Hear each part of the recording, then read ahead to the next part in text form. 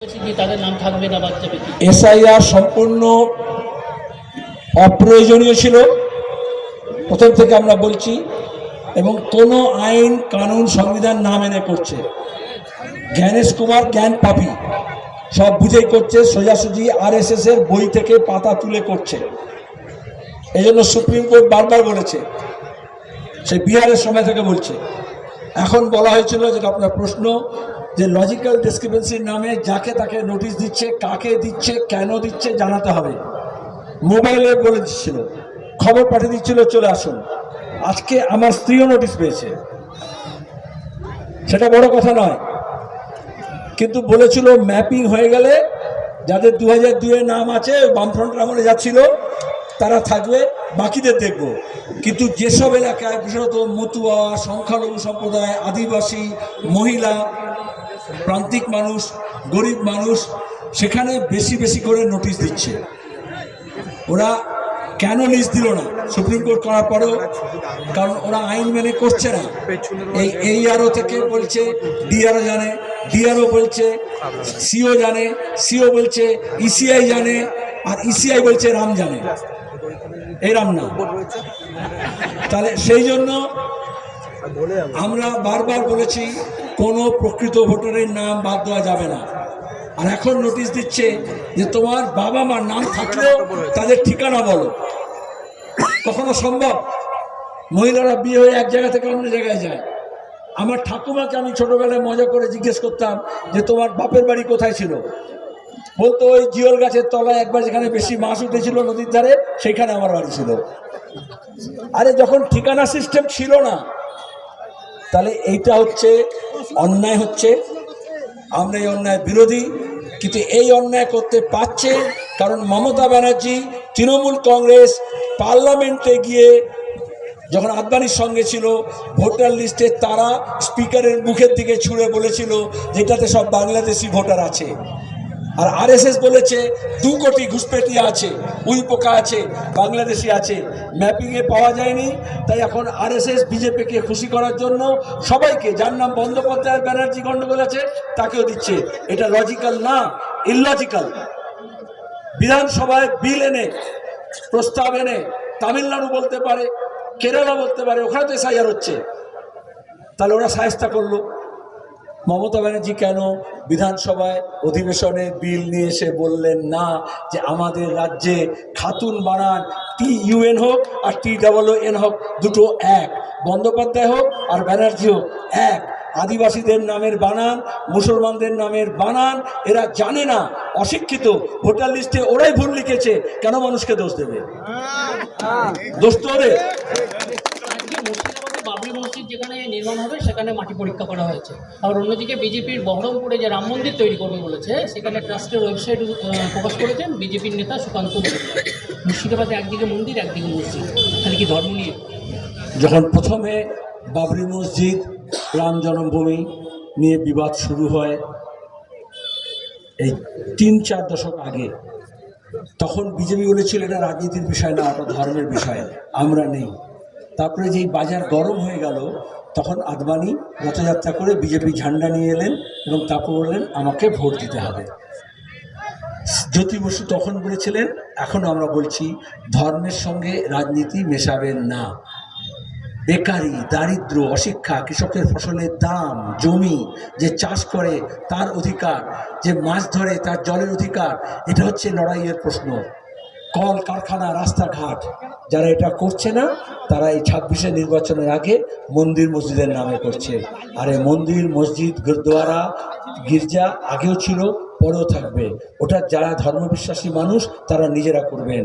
এটা কোনো দলের, কোনো প্রধানমন্ত্রীর, কোনো মুখ্যমন্ত্রীর, কোনো রাষ্ট্রপতির এখতিয়ারের মধ্যে পড়ে না। আমরা এই জন্যই বলছি এগুলো হচ্ছে ওপর চালাকি। পুলিয়াতে কৃত্তিবাসের মূর্তি উদ্বোধন করেছেন এবং তার সঙ্গে পরিবর্তন সম্পর্ক সভা। আবার ওখানেই শান্তিপুরের অযোধ্যায় রাম মন্দির নির্মাণে একটা কথাও বলেছেন। এই বিষয়টা নিয়ে কি বলবেন? আজ তুমি জোর করে আমাকে পালাচ্ছ কারণ এটাই তো বললাম যে তোমাদের দিয়েও ভোট পর্যন্ত বেকারের কাজের প্রশ্ন, DCR-এর প্রশ্ন, জালিয়াতির প্রশ্ন, দুর্নীতির প্রশ্ন, এইগুলোকে ভুলিয়ে দিয়ে শুভেন্দু, সুকান্ত ওই বলেছে, মন্দির বলেছে, রাম বলেছে, লক্ষণ বলেছে, সীতা বলেছে, তার গল্প শোনাবে। 7 কাণ্ড রামায়ণের গল্প পড়বে না, এক কাণ্ড কথা বলবে, এই তৃণমূলের চোরচোরটাদের তাড়িয়ে এখানে একটা বামপন্থী সরকার তৈরি করতে হবে। জ্বালানি সংগ্রহ করতে গিয়ে কুচবিহারে নাবালিকা ধর্ষণ হয়েছে, তাহলে মেয়েরা দিনে দুপুরে নিরাপত্তা কোথায় পাচ্ছে? এটাই আসল প্রশ্ন। তাহলে ধর্মকর্ম তো কম হলো না, তো ধর্মকে বর্ম করে অপকর্ম করা হচ্ছে। বীরভূমে আদিবাসী ছাত্রী হোক আর কুচবিহারেই হোক, সরস্বতী পুজোর দিন বাচ্চা ছেলে পার্কে গেছে, সেখানে পার্কে এমন জালিয়াতি তো তোলাবাজি টাকায় করেছে রায়গঞ্জে, সেখানে তার ওই লোহা লক্কর লেগে মারা গেছে ছোট বাচ্চা। তাহলে 2 নম্বরই হলে, তোলাবাজি হলে, কাটমানি হলে, এবং এই নারী নির্যাতন যেটা বলছো, আইনের শাসন না থাকলে কেউ নিরাপদ নয়। আর অভয়ার যদি বিচার না হয়, তামান্না খুন হয়েছে তার বিচার যদি না হয়, তাহলে যারা খুনি, যারা ধর্ষক, তাদের সাহস বেড়ে গেছে। মমতা ব্যানার্জি তাদের মাথায়, অপরাধীদের মাথায় ছাতা ধরেছেন, আর মমতা ব্যানার্জির মাথায় মোদি, অমিত শাহ, যোগীরা ছাতা ধরেছে, RSS ছাতা ধরেছে। ওই ছাতা গুটিয়ে দিতে হবে, তাহলে এই ধর্ষণ বন্ধ হয়ে যাবে। সেলিমবাবু, এই ঘটনাতেই বলি যে দিল্লি এবং উত্তরপ্রদেশে ধর্ষণ হলে তৃণমূল তাদের সোশ্যাল মিডিয়ায় পোস্ট করে, কিন্তু মেখলিগঞ্জের যে ঘটনা সোশ্যাল মিডিয়ায় এখনও পর্যন্ত পোস্ট হয়নি, কী বলবেন? এটাই তো মজা। তৃণমূল অপরাধ করলে বিজেপি বলবে দেখো কি হচ্ছে, বিজেপি অপরাধ করলে তৃণমূল বলবে দেখো কি হয়েছে। আবার বিজেপির যে ধর্ষণ করবে, যেমন আমরা হাতরাসে দেখেছি, যেমন আমরা জম্মুতে দেখেছিলাম আসিফা কাণ্ডে, যেমন বিলকিস বানুর ক্ষেত্রে দেখেছি, সেই অপরাধীকে বিজেপি মালা পরাবে জামিন পেলে। আর তৃণমূলের অপরাধীরা যখন ধরা পড়বে, তারপরে যখন বেরিয়ে আসবে, তখন তৃণমূল তাকে মালা পরাবে। তারপরে বিজেপি তৃণমূলের রাজত্বে ভাগ হচ্ছে বিজেপি তৃণমূলের নামে, কিন্তু অপরাধীরা কিন্তু পোয়াবার হচ্ছে। বিজেপির অপরাধী আর তৃণমূলের অপরাধী দুজনেই শেল্টার পাবে, এই জন্য এই দুজনকেই কবরে পাঠাতে হবে। আজকে বিশ্ব ভোটার দিবস, অথচ সেই ভোটারদেরই হয়রানি হতে হচ্ছে এসআইআর কেন্দ্রে, কী বলবেন? ইলেকশন কমিশন সাধারণ মানুষের বিরুদ্ধে যুদ্ধ ঘোষণা করেছে, আর এই হয়রানি করছে। কালকে আমি দেখলাম, পরশুদিন বেলডাঙ্গায়, তার আগের দিন হাজার হাজার লোক, রাস্তা অবরোধ হয়ে গেছে, এত লোক রাস্তায় নেমেছে। তাহলে এই হয়রানি কেন হচ্ছে? আজকে দিল্লির সরকার হোক, মোদি হোক, অমিত শাহ হোক, RSS হোক, জ্ঞানেশ কুমার হোক, এই যে বাংলার মানুষকে হয়রানি করছে, এই সাহস পেল কোত্থেকে? যখন জ্যোতি বসু ছিল, যখন বুদ্ধদেব ভট্টাচার্য ছিল, তখন ইলেকশন কমিশনের এই সাহস হয়নি ভোটারদের নাম কেটে দেবে। কিন্তু নবান্নে চোর বসেছে, ডাকাত বসেছে, ধর্ষক বসেছে, তাই আজকে বিজেপির এত সাহস বেড়েছে। তাহলে এই চোর দর্শকদেরকে তাড়ালে বিজেপিরও সাহস কমে যাবে, ইলেকশন কমিশনও পুনর্মূষিক ভব হয়ে যাবে। আমার আরও একটা প্রশ্ন সেলিমবাবু, সেটা হচ্ছে 2019-এ তৃণমূল থেকে আসা মুকুল রায়কে বিজেপি ইশতেহার কমিটির মাথা করেছিল। এবারও গতকালকে যে 26-এ ইলেকশন, তাতে ইশতেহার কমিটির মাথা করা হয়েছে তাপস রায়কে। তাহলে কি তৃণমূল ঘরানার সব কিছু ফাঁস করার যে চক্রান্ত, সেটা বিজেপি তাদের পুঁজি করতে চাইছে ইশতেহার? এত চক্রান্ত কেন করছো? যাহা নবান্ন তাহাই 56, যেটা বিজেপি লেখে সেটাই তৃণমূল লেখে। ইশতেহার দেখাবো? গত 25 বছর ধরে বিজেপির আর তৃণমূলের, মমতার মুখের কথা নয়, তাদের ইশতেহার খুলে দেখো, দুটোই RSS এর লেখা। আর এই জন্যই তৃণমূলের ইশতেহার RSS লিখে দেয়, আর বিজেপির ইশতেহার তৃণমূল লিখে দেয়। কারণ মুকুল রায় অনেক আগে বলে দিয়েছে, যাহা বিজেপি তাহাই তৃণমূল। জলপাইগুড়িতে একটা শিশুর কাটা মুন্ডু জলপাইগুড়ি মেডিকেল কলেজে নিয়ে ঘুরে বেড়াচ্ছে, মুখে কুকুরের মুখে সেই সদর মাথা। এই স্বাস্থ্য ব্যবস্থা নিয়ে কী বলবেন? স্বাস্থ্যমন্ত্রীকে, মমতা ব্যানার্জি, স্বাস্থ্য দপ্তর কারা চালায়? মমতা ব্যানার্জি গত কয়েক বছর ধরে কি বলে এসছে? Multi super speciality hospital. এখন আর বলে না।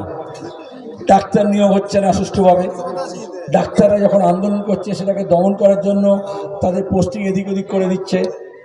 সব হাসপাতালগুলো, সরকারি হাসপাতালগুলো শুধু রেফারেন্স হচ্ছে, প্রাইভেট হাসপাতাল, নার্সিংহোমের রমরমা হচ্ছে, স্কুলগুলোরও তাই অবস্থা হচ্ছে। আর সেই জন্য দাঁড়িয়ে কখনো বারাসাত হাসপাতালে চোখ খুবলে নিচ্ছে ইঁদুর, কখনো মুন্ডু নিয়ে ঘুরে বেড়াচ্ছে জলপাইগুড়িতে, কখনো মেদিনীপুরে ভেজাল স্যালাইনে মারা যাচ্ছে রুগী। জলপাইগুড়ি তো নর্থ বেঙ্গল মেডিকেল কলেজেও মারা গেছে। তাহলে দুর্নীতি যখন গ্রাস করে, অনেকে মনে করে দুর্নীতি হচ্ছে বোধহয় শুধু পাথর খাদানে আর বালি খাদানে আর কয়লা খাদানে, তাহলে দুর্নীতি মানুষের শিক্ষা এবং স্বাস্থ্যর রন্ধ্রের মধ্যে ঢুকে গেছে এবং তার জন্য সাধারণ মানুষের উপর এই অসুবিধাটা হচ্ছে। এটা কুকুরের দোষ নয়, এই কুকুরদের রানী যিনি 14 তলায় বসে আছেন তার দোষ। গত বিধানসভায় যেটা দেখা গেছিল বামেদের সাথে আইএসএফ এবং কংগ্রেসের জোট হয়েছিল, এবার 26-এর বিধানসভায় কি হুমায়ুনের সাথে জোট দেখা যাবে আপনাদের? কোথায় বললে আইএসএফ, কোথায় বললে কংগ্রেস, কোথায় বললে হুমায়ুন? এবার 26-এর একটু বিধানসভা স্পষ্ট করো। এবার 26-এর বিধানসভায় কি হুমায়ুনকে জোটে দেখা যাবে আপনাদের? আমরা আকবর, হুমায়ুন, বাবর, অশোক, বিক্রমাদিত্যদের সঙ্গে জোট করি না, আমরা রাজনৈতিক দলের সঙ্গে জোট করি। তো এটা পরিষ্কার করে বলো কোন রাজনৈতিক দলের সঙ্গে হবে, কোন দলের সঙ্গে হবে না, আমি বলবো। না, বলছি আজকে তো অজিত চৌধুরী আসার কথা ছিল, হ্যাঁ, তারপরে সেই প্রোগ্রাম আর হয়নি। তাহলে কি কংগ্রেস আর সিপিএমের মধ্যে বা বামের মধ্যে যে জোট ছিল সেই জোটটা কি থাকছে নাকি না সামনে ভোটে অন্যরকম ছবি? অত বেশি পড়তে হবে না, সামান্য যেটা আছে সেটাই হবে। আমি রামকে বলবো, রাম বলে দিক উত্তরটা, নাহলে আমি বলতে পারি, রামও বলতে পারে, একই হবে। আমার কাছ থেকে শুনতে চাইছে। এখানে যখন রামপুরহাটে সমাবেশ ডাকা হয়েছে, এখানকার মানুষ চাইছিলেন, এর আগে একবার এরকম হয়েছিল, আমি অধীরবাবু একসঙ্গে মিটিং করেছিলাম, তাহলে এখানে যাতে নওশাদ সিদ্দিকী, অধীর চৌধুরী এবং মোহাম্মদ সেলিম একসঙ্গে আসুক। তার মানে হচ্ছে রাজ্যের মানুষ চাইছে যে বিজেপি তৃণমূল বিরোধী শক্তি এক জায়গায় এসে দাঁড়াক। এজন্য আমরা যোগাযোগ করি, রাম নিজে যোগাযোগ করে অধীরবাবুর সঙ্গে, আমি নিজে নওশাদ সিদ্দিকীকে জানাই। 21 তারিখে তাদের প্রোগ্রাম ছিল আইএসএফের, এই জন্য ওদেরটা নিয়ে ব্যস্ত ছিল। আর কংগ্রেস বলো বা আইএসএফ বলো, আসলে আমাদের আসন সমঝোতা হবে কি না, কোন আসনে কে লড়বে, সবাই এটা দেখতে চায়, তারপরে আসতে চায়। এ তো সবাই তো আর সিপিআইএম নয় যে বেকারি নিয়ে, দারিদ্র নিয়ে, অশিক্ষা নিয়ে, জমি নিয়ে, জঙ্গল নিয়ে, পরিবেশ নিয়ে রাস্তায় নেমে লড়াই করব। এই জন্যই অধীরবাবু প্রথমে রাজি হয়েছিলেন, সম্মতি জানিয়েছিলেন, এরা উৎসাহিত হয়েছিল। কিন্তু তোমরা জানো কংগ্রেস দল এই বিজেপি তৃণমূল জোটে আসবে কি আসবে না, এই নিয়ে জেলার নেতারা একরকম ভাবছে, রাজ্যের নেতারা আর একরকম ভাবছে, কেন্দ্রের নেতারা আর একরকম ভাবছে। এটা সিপিএম কংগ্রেসের ব্যাপার না। কংগ্রেস যেদিন দিল্লি, মুর্শিদাবাদ, বীরভূম, কলকাতা এক লাইনে দাঁড়িয়ে যাবে, তখন লাইন ঠিক হয়ে যাবে।